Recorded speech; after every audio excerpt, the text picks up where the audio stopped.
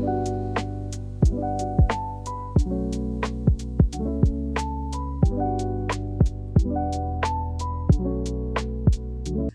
gente, tudo bem? Para quem não me conhece, eu sou a Maria Lima Karjalainen, uma brasileira que vive na Finlândia.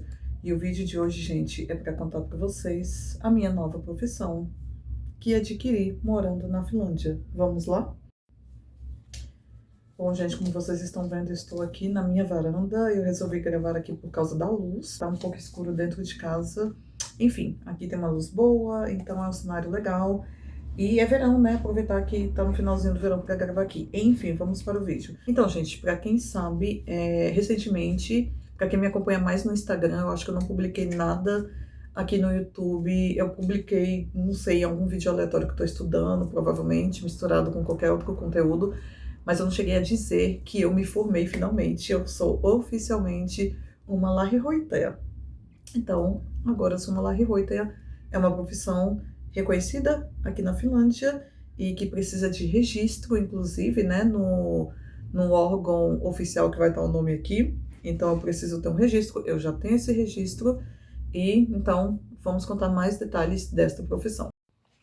Gente, eu esquecendo de dizer, eu tava revisando o vídeo aqui rapidinho, mas eu falei que essa profissão de Lähihoitaja precisa de um registro no órgão aqui, Valvonta, alguma coisa, eu não lembro de cabeça, tá escrito aqui. Mas por que que precisa de um registro? Porque esta profissão, ela está dentro da profissão de Social Health Care, que seriam cuidados sociais da saúde, alguma coisa assim, né? Que se inclui dentro da área da saúde, né? Para falar a verdade. Então, qualquer pessoa dentro da área da saúde precisa ter o registro. É como se fosse lá o registro de enfermagem no Brasil, quando você se forma como enfermeira e você precisa ter o registro lá no, não sei qual é o nome, CRM é de médico, né? Então tem um de conselho de enfermagem, alguma coisa assim. Seria isso. A diferença é que aqui na Finlândia todo mundo se registra no mesmo órgão, até onde eu saiba. Então era isso, eu só queria dar esse parênteses que eu esqueci, né, de contar. Bom, vocês já sabem que eu trabalho em creche, em jardim de infância, desde que eu cheguei na Finlândia. Mas, e também já fiz vídeos explicando o que precisa, qual o tipo de certificação, de qualificação que você precisa ter para trabalhar em creches na Finlândia. Bom, primeiramente eu vou só resumir rapidão que eu comecei a trabalhar em um jardim de infância na Finlândia, porque no Brasil eu era professora de português e de inglês, né? Então, ensino fundamental e médio, depois num curso de língua estrangeira. E então, quando eu cheguei na Finlândia, foi mais fácil, por causa da minha experiência como professora, conseguir emprego numa creche. Então, foi muito mais fácil.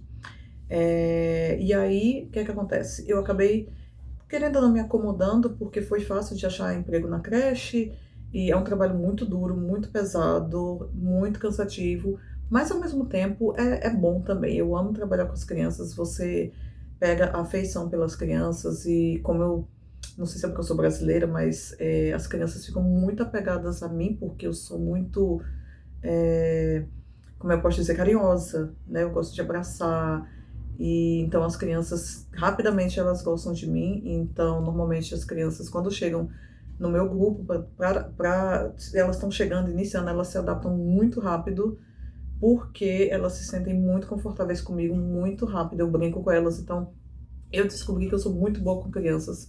Eu nem sabia que eu era muito boa com criança. E eu descobri assim, né, trabalhando. Então, e aí por isso também foi fácil de continuar trabalhando, porque os chefes, né, as pessoas com quem eu trabalho sempre prestam atenção nisso, né, neste talento. E aí eu acabei ficando. E aí é muito difícil você ir para a sua carreira aqui na Finlândia. Eu poderia ser professora, eu poderia, mas se eu quisesse continuar sendo professora de português, não vou nem falar disso, português é mais difícil. Mas de inglês, por exemplo, eu teria que fazer um mestrado, eu teria que voltar para a universidade fazer um mestrado e ficar aí mais 2 anos fazendo mestrado. Depois eu teria que falar finlandês basicamente fluentemente, quase com C1 do nível, né? É, da tabela de framework de língua, né? E para poder ser uma professora de escola aqui na Finlândia. Então, eu teria que falar finlandês. Ou Tem algumas escolas públicas que não precisa você falar finlandês, mas são pouquíssimas, raríssimas, e eu ouvi dizer que é difícil. Ou seja, eu não tentei mesmo, não tentei. Eu fiquei com preguiça de tentar, fiquei com preguiça de voltar a estudar, mas no final das contas eu acabei voltando a estudar, e aí eu voltei para a escola assim. Então, o que é que acontece? A minha profissão hoje em dia é de lähihoitaja. Este é o nome finlandês para a profissão, que se chama lähihoitaja. O que significa a profissão lähihoitaja? Lähi significa perto, mais ou menos, e hoitaja significa cuidadora. Então é uma pessoa que cuida de perto. Ou seja, é uma cuidadora, basicamente. Essa palavra significa basicamente cuidadora. Por que eu resolvi estudar para ser lähihoitaja? Porque eu já estava trabalhando numa creche, num jardim de infância, né? O daycare, como é chamado aqui, ou päiväkoti, que é em finlandês. E aí,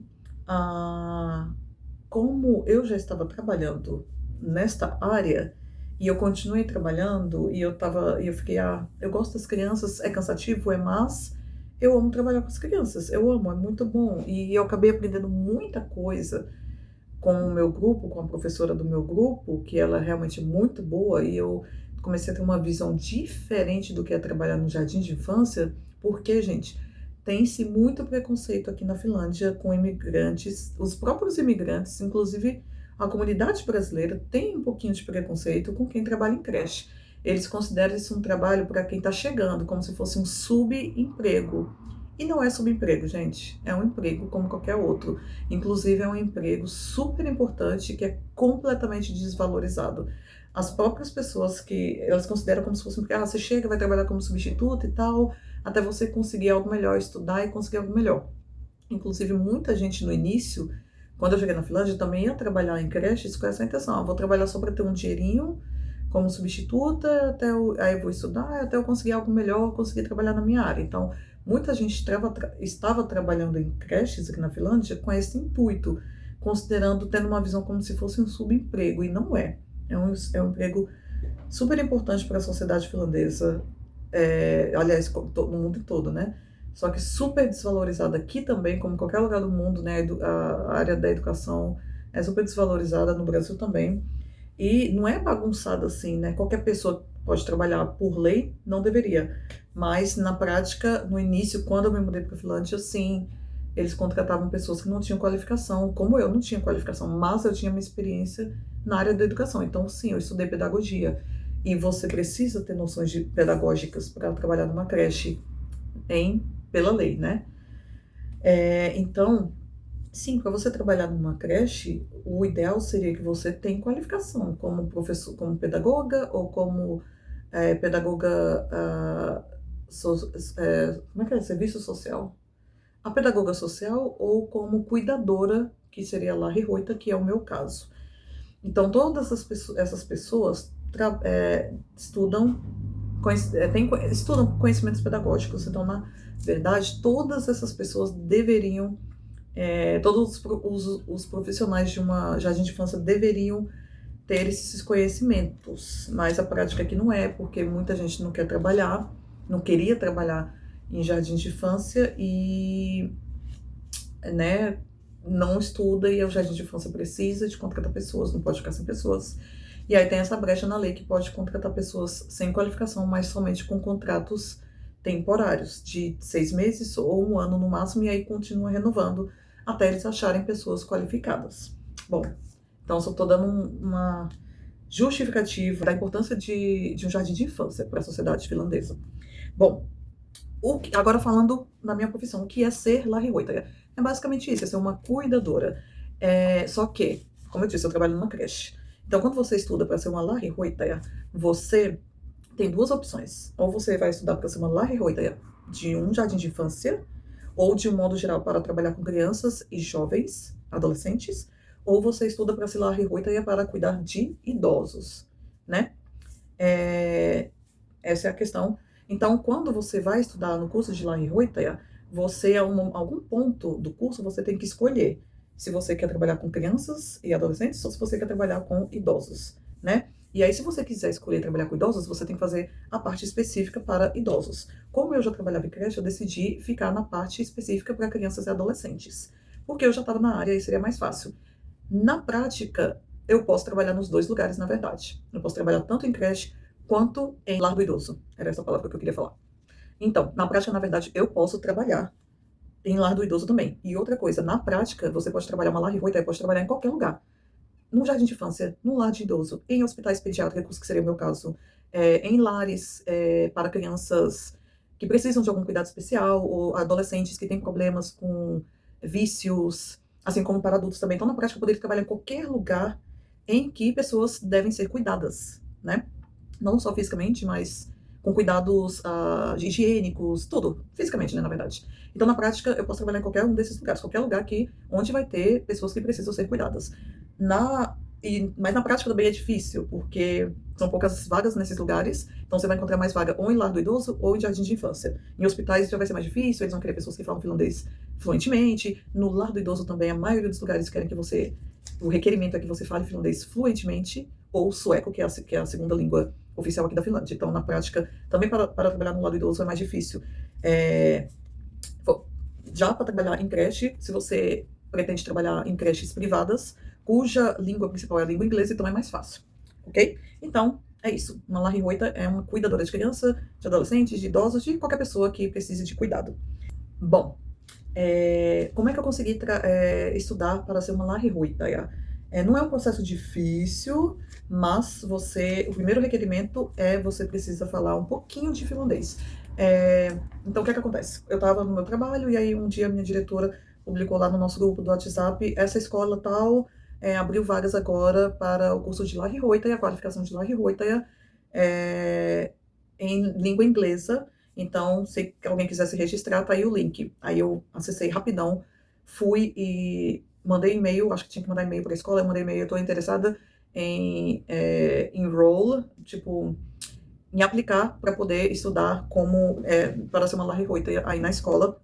E aí eles responderam. No meu caso, este curso era específico para quem já trabalhava na área sem qualificação, ou para quem estava trabalhando numa creche sem qualificação, ou para quem estava trabalhando num lar do idoso sem qualificação. O que acontece, né? Como eu disse para vocês, os lugares precisam de gente para trabalhar. Se não tem gente com qualificação, eles têm que contratar pessoas sem qualificação. Então, era o meu caso. Esse curso era específico para quem já trabalhava na área, ou seja, não seria full time, não seria um curso o dia todo, porque quando você vai estudar para ser Larry-Hoita, tem o curso que é o dia todo, que você só vai para a escola. Normalmente, muitos adolescentes fazem, porque este curso, ele é oferecido nas escolas vocacionais, que aqui a gente chama desse nome aí em finlandês, e em inglês é Vocational School.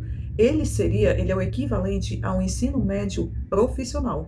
Então, aqui na Finlândia, depois que o aluno termina o ensino fundamental, ele pode escolher ir para o ensino médio normal ou ir para um ensino profissionalizante e já estudar para uma profissão específica. E aí, depois disso, ele já está qualificado para o emprego. E aí, se ele quiser depois fazer faculdade, ele faz. Mas, saindo da escola vocacional, que seria um ensino técnico no Brasil, ou ensino profissionalizante, ele já está apto para exercer a profissão para a qual ele estudou. Pronto. No meu caso, não foi este curso que seria para você ir para lá, para a escola, estudar o dia todo e não poder trabalhar. No meu caso, eles abriram essa turma para quem já estava trabalhando na área. Então, não seria um curso pesado, seria um curso mais rápido. Inclusive, na minha época, foi uma vez por semana só, minhas aulas eram todas as sextas. Então, foi tranquilo, de um modo geral, porque eu pude continuar. Aliás, eu deveria estar trabalhando. A gente só pode estudar nessa turma específica se você estivesse trabalhando. Você tem que ter um contrato, porque o seu estudo vai ser ligado diretamente ao seu trabalho, porque vai ser no seu trabalho que você vai aplicar a parte prática. Bom, para você estudar para ser uma Larry-Hoita, se você saiu do ensino fundamental e vai estudar lá full time, que é o tempo todo, você estuda 3 anos. No meu caso, nessa turma específica, como era para você, já para pessoas que trabalhavam sem qualificação, já na área, era mais rápido, era 1 ano e meio só. Por quê? Porque eles consideram que você já tem a prática, você já aprendeu muita coisa na prática. Então, agora você vai aprender a teoria e outras práticas que você não usa no seu trabalho para poder se qualificar.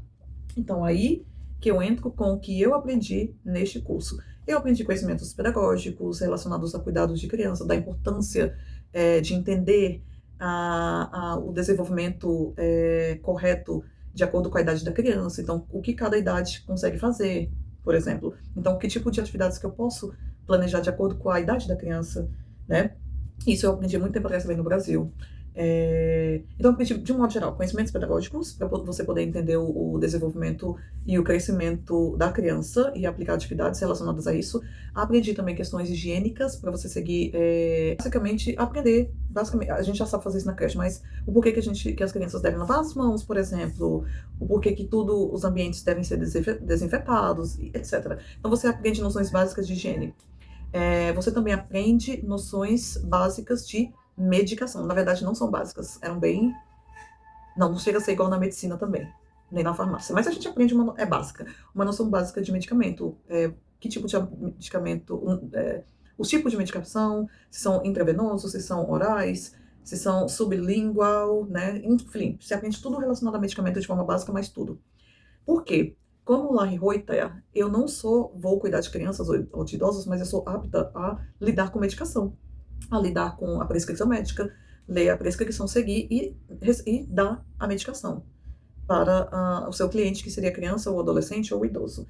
Então, a Larry Hoitaia, ela não só cuida da pessoa lá, limpando, dando alimentação, cuidando da higiene, do bem-estar social, mental, mas a gente também tem a obrigação de cuidar também de medicação, de quando estiver doente, de tudo isso. Muitas crianças vão para as creches com alguma não condição, com alguma coisinha que elas podem ir para a creche, mas, por exemplo, o olho está ressecado, e aí os pais trazem a medicação, se possível, dar 3 gotas 3 vezes por dia. Só que a gente não pode simplesmente dar.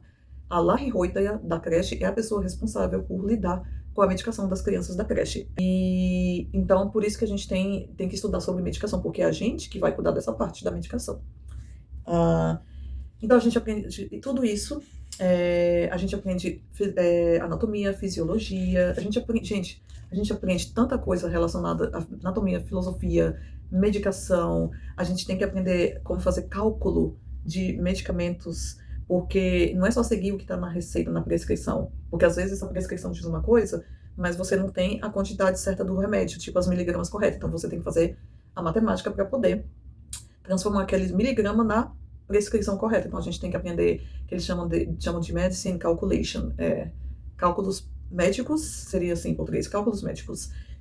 Foi uma parte muito desafiante, porque você não pode cometer erros, mas foi muito legal aprender a fazer cálculos médicos em finlandês. A gente aprende também uma parte bem interessante, que é como cuidar de pacientes em cuidados paliativos. A gente também aprende a como cuidar de uma pessoa que morreu, como limpar o corpo, como arrumar o corpo até a família chegar, né? Antes deles levarem o corpo para funerário, para algum hospital, ou pro IML daqui. Tipo assim, por exemplo, se você trabalha num lar de idoso, quem trabalha em lar do idoso lida muito com a morte. Então, nesses casos, por exemplo, se você trabalha num lar do idoso e alguém morre, aí você tem que limpar, trocar a fralda da pessoa, fazer uma limpeza lá básica e preparar o corpo para poder, quando a família chegar, né, estar apresentável e tal.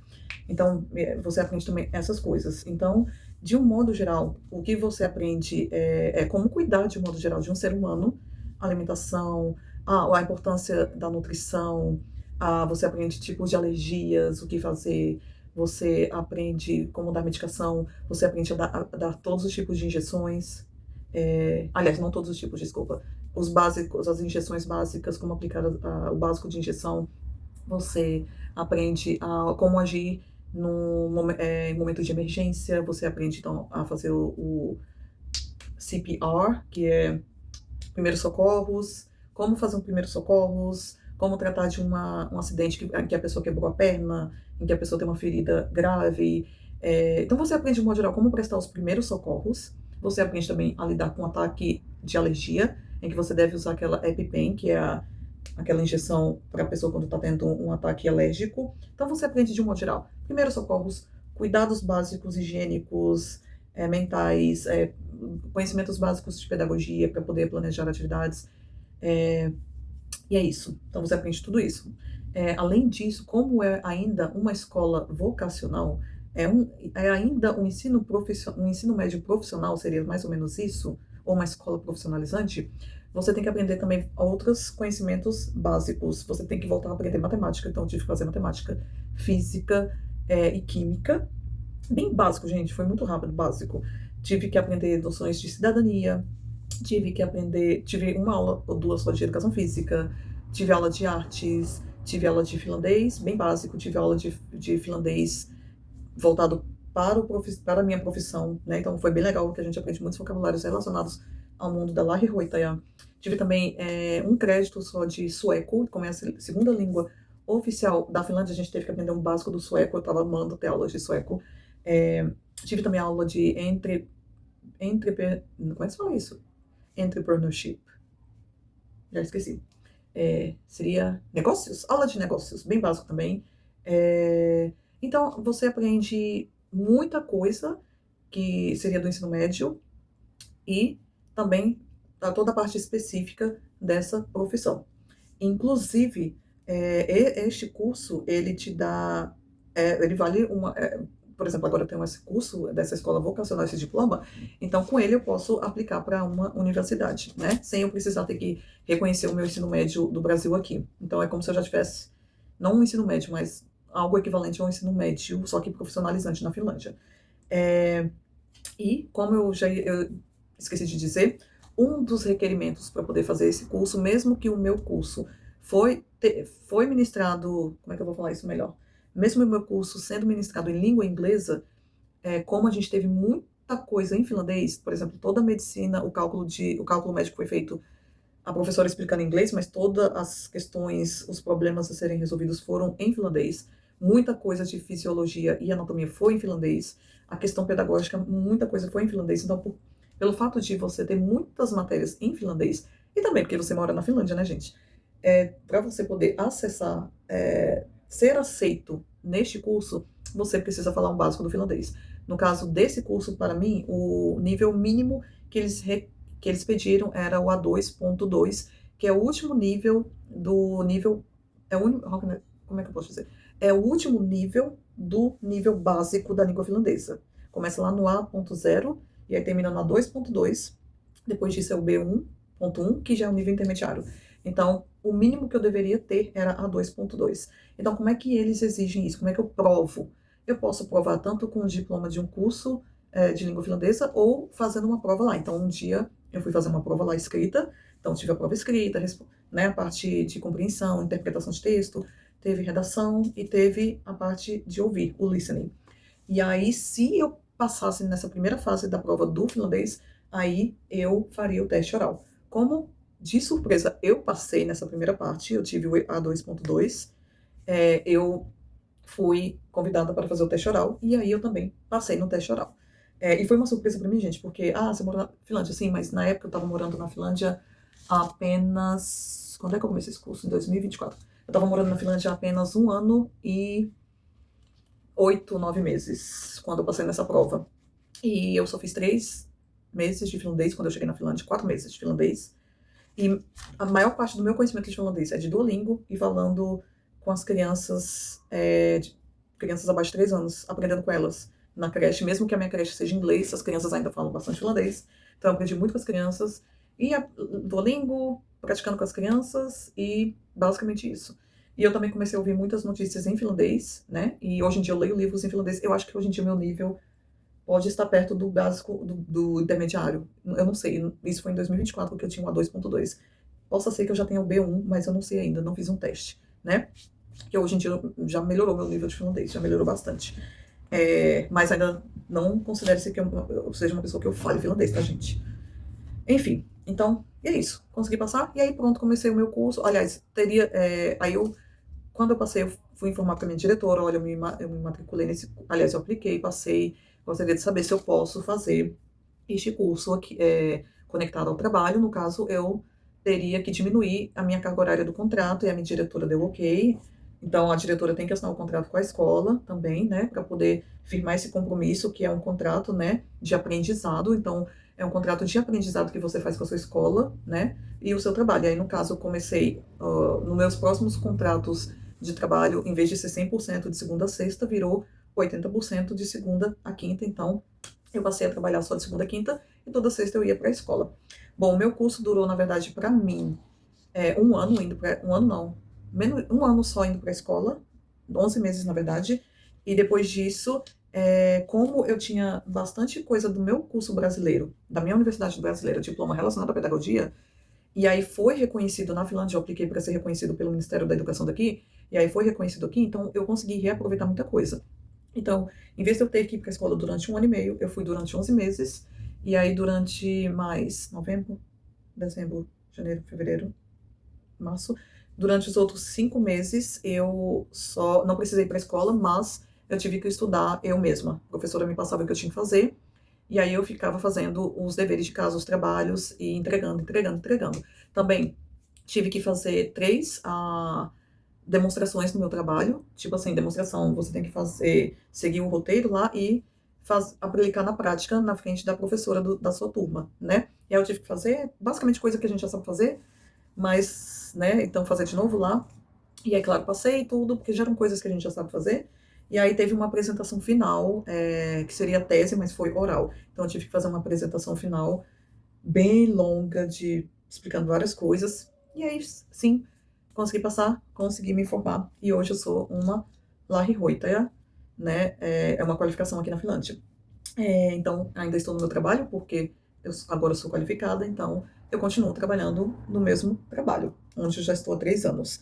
É, Bom, agora eu vou vir para a parte polêmica da profissão de Lähihoitaja, que nem é dentro da profissão em si, mas é mais vista de um modo geral. O preconceito que eu vejo com muita gente com essa profissão, principalmente imigrantes. O que eu vejo muita gente falando é que a pessoa mudou lá do seu país, veio morar na Finlândia e aí não conseguiu trabalhar na área e virou cleaner, né? Foi trabalhar na limpeza, foi trabalhar em creche, virou Lähihoitaja para ficar limpando bunda de idoso. Tem muita gente que fica criticando essa profissão desse jeito, o que eu acho triste porque, ok, realmente eu acho que todo trabalho tem o seu valor e deveria ser reconhecido, porque limpar uma pessoa idosa, dar um mínimo de dignidade para uma pessoa idosa ou cuidar de criança, não deveria ser visto dessa forma. São empregos muito importantes, mas muita gente vê como subemprego.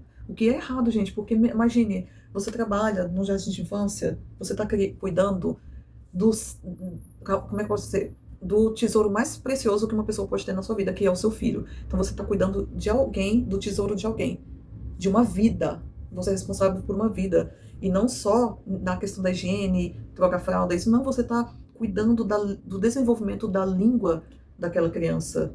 Você está cuidando do desenvolvimento do motor skills, da coordenação motora da criança, da habilidade dela de conseguir fazer coisas, né, desenvolver a habilidade dela de fazer coisas com as mãos, de segurar uma colher apropriadamente. Tudo isso é muito importante, gente. É muito importante para o desenvolvimento de uma criança.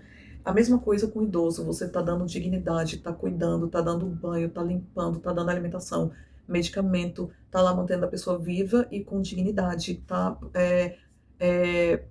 proporcionando momentos de lazer, né? Então, essa profissão de Lähihoitaja é muito importante. No Brasil, deveria ser muito importante também. Mas, infelizmente, aqui, muita gente tem esse preconceito. A pessoa era professora no Brasil e agora vai cuidar limpando bunda de idoso. Gente, qual o problema? Eu não vejo nenhum problema, né? Foi onde eu me encontrei. Eu tô falando disso porque eu fiz um estágio. Eu tive que fazer um estágio obrigatório de 6 semanas no lar de idoso para eu poder ter a qualificação para cuidar de idoso. Então, aí eu trabalhei nesse lar do idoso.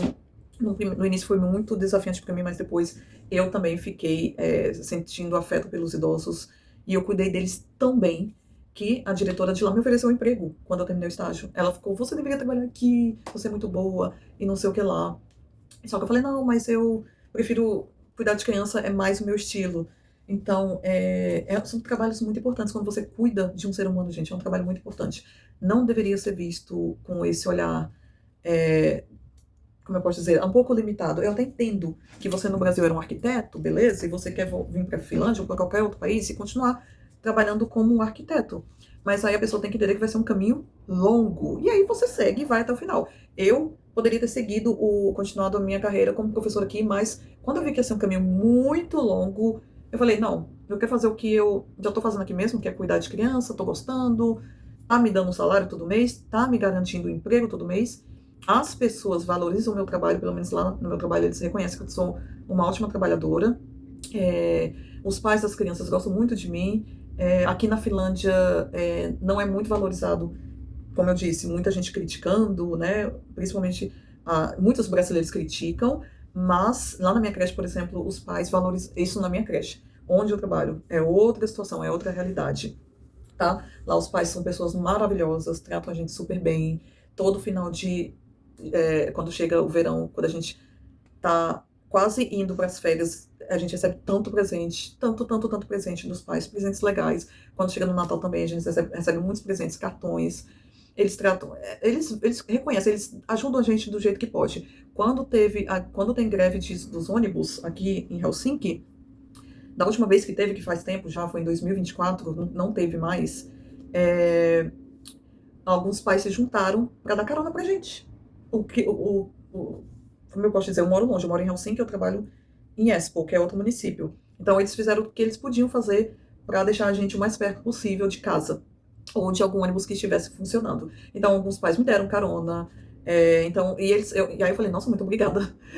Não sei se em outras creches eles fariam isso, né? Aí eles falaram, não, a gente tá fazendo isso porque a gente precisa de vocês para cuidar das nossas crianças. Se a gente não der carona para vocês, vocês não vão poder vir pro trabalho e a gente não vai poder ir pro trabalho porque a gente vai ter que cuidar dos nossos filhos. Então, assim, por mais que eles pensaram dessa forma, mesmo assim eles ainda pensaram, eles não ficaram, ai, se vira, o povo tem que vir trabalhar, não quero saber de greve. Mesmo que eu seja privilegiado, tenho o meu carro, não quero saber. Não, eles tiveram pelo menos essa, como eu posso dizer, não compaixão, né? Também não vou exagerar, mas eles tiveram pelo menos, sei lá, empatia, né? Eles entendem, eles moram longe, precisam de transporte público, vamos pegar eles onde a gente consegue ir e deixar eles de volta. Então, nossa, eu achei muito legal.